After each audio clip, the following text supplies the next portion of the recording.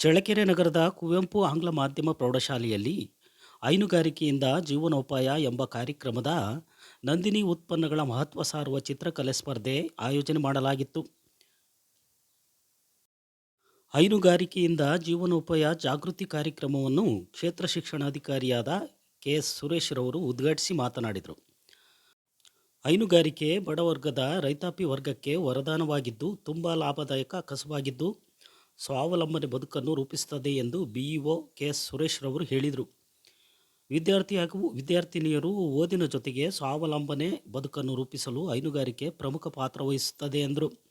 ಸಾಕಷ್ಟು ಓದಿ ಉದ್ಯೋಗ ದೊರಕದೇ ಇದ್ದಾಗ ಹೈನುಗಾರಿಕೆಯಿಂದ ಉತ್ತಮ ಜೀವನ ನಡೆಸಬಹುದಾಗಿದೆ ಎಂದರು. ಪ್ರತಿಯೊಂದು ಶಾಲೆಗಳಲ್ಲಿ ಹೈನುಗಾರಿಕೆ ಹಾಗೂ ನಂದಿನಿ ಉತ್ಪನ್ನಗಳ ಕುರಿತು ವಿಶೇಷ ಕಾಳಜಿ ಹಾಗೂ ಅರಿವು ಉಂಟು ಮಾಡುವ ಕಾರ್ಯಕ್ರಮ ಉತ್ತಮ ಬೆಳವಣಿಗೆ ಎಂದು ತಿಳಿಸಿದರು. ಜಿಲ್ಲಾ ಶಿಮುಲ್ ನಿರ್ದೇಶಕರಾದ ಬಿ.ಸಿ. ಸಂಜುಮೂರ್ತಿ ಅವರು ಮಾತನಾಡಿ, ನಂದಿನಿ ಉತ್ಪನ್ನಗಳು ರಾಜ್ಯ ಮತ್ತು ದೇಶಗಳಲ್ಲಿ ಉತ್ತಮ ಹೆಸರು ಗಳಿಸಿದೆ. ನಗರಕ್ಕೆ ಸೀಮಿತವಾಗಿದ್ದ ನಂದಿನಿ ಉತ್ಪನ್ನಗಳು ಇಂದು ಗ್ರಾಮೀಣ ಭಾಗಕ್ಕೂ ವಿಸ್ತರಣೆಯಾಗಿದೆ. ಇದರಿಂದಾಗಿ ನಂದಿನಿ ಉತ್ಪನ್ನಗಳ ಬೇಡಿಕೆ ಹೆಚ್ಚಾಗಿದೆ ಎಂದರು.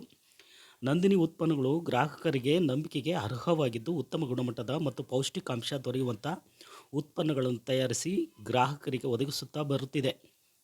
ಹೈನುಗಾರಿಕೆಯ ಮಹತ್ವ ಸಾರುವ ಚಿತ್ರಕಲೆ ಸ್ಪರ್ಧೆಯಲ್ಲಿ ಭಾಗವಹಿಸಿದ ವಿದ್ಯಾರ್ಥಿಗಳಿಗೆ ಬಹುಮಾನ ಮುಖ್ಯವಲ್ಲ, ಭಾಗವಹಿಸುವುದು ಮುಖ್ಯ ಎಂದರು.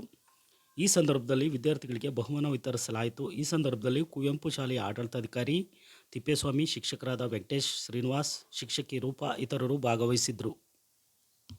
ಹಂತದಲ್ಲಿ ಲಾಭದಾಯಕವಾದದ್ದು ಮತ್ತು ನಿರುದ್ಯೋಗವನ್ನು ಒಂದು ಯಾವುದೇ ಹಂತದಲ್ಲಿ ನಿರುದ್ಯೋಗ ಇಲ್ಲದಂತೆ ಮಾಡೋದಕ್ಕೆ ಹೈನುಗಾರಿಕೆ ಬಹಳ ಮುಖ್ಯವಾಗಿರುವಂಥದ್ದು. ಅದರಿಂದ ಒಂದು ಪಶು ಸಂಗೋಪನೆ ಅನ್ನುವಂಥದ್ದು ಬೆಳೆದು ಪಶು ಸಂಪತ್ತು ವೃದ್ಧಿಯಾಗುವಂಥದ್ದು ಮತ್ತು ಪಶುಗಳ ಗೊಬ್ಬರದಿಂದ ಬೆಳೆಗಳನ್ನು ಬೆಳೆದಾಗ ಸಿಗುವಂತಹ ಒಂದು ಉತ್ಕೃಷ್ಟ ಪೌಷ್ಟಿಕ ಆಹಾರ ಇರ್ಬೋದು. ಇದ್ರ ಜೊತೆಗೆ ನಮ್ಮ ಸರ್ಕಾರದ ಮಟ್ಟದಲ್ಲಿ ಈ ಒಂದು ನಂದಿನಿ ಉತ್ಪನ್ನ ಏನಿದೆ ಇದು ಬಹಳ ಪ್ರತಿಷ್ಠಿತವಾಗಿರ್ತಕ್ಕಂತಹ ಒಂದು ಉದ್ಯಮವಾಗಿ ಬೆಳೆದು ಇವತ್ತು ನಮ್ಮ ರಾಜ್ಯ, ದೇಶ ಮತ್ತು ವಿಶ್ವದಾದ್ಯಂತ ತುಂಬ ಉದ್ದಿಮೆಯಾಗಿ ಇದು ಪರಿವರ್ತನೆಗೊಂಡು ಇವತ್ತು ಸಾವಿರಾರು ಜನರಿಗೆ, ಲಕ್ಷಾಂತರ ರೈತರು ಹಸುಗಳನ್ನು ಸಾಕಿ ತನ್ಮೂಲಕ ಹಾಲನ್ನು ಉತ್ಪಾದನೆ ಮಾಡಿ ಅವರ ಜೀವನವನ್ನು ಸ್ವಾವಲಂಬಿಗಳಾಗಿ ರೂಪಿಸಿಕೊಂಡಿರುವಂಥದ್ದನ್ನು ಸಹ ನಾವು ಗಮನಿಸ್ತಿದ್ದೇವೆ. ಇದರ ಒಂದು ರೈತರಿಗೆ ನಂದಿನಿ ಬ್ರ್ಯಾಂಡ್ಗೆ ನಮ್ಮ ಪದ್ಮಭೂಷಣ ಡಾಕ್ಟರ್ ರಾಜ್ಕುಮಾರ್ ಅವರು ಉಚಿತವಾಗಿರ್ತಕ್ಕಂತಹ ರಾಯಭಾರಿತ್ವವನ್ನು ಅವರು ಹೊರಡಿಸಿಕೊಂಡಿದ್ದಾರೆ. ನಮಗೆಲ್ಲ ಗೊತ್ತಿದೆ ಅಂದ್ಕೊಂಡಿದ್ದೀವಿ. ಅವರು ಆದ ಮೇಲೆ ಕರ್ನಾಟಕ ರತ್ನ ಪುನೀತ್ ರಾಜ್ಕುಮಾರ್ ಅವರು ಸಹ ಇದಕ್ಕೆ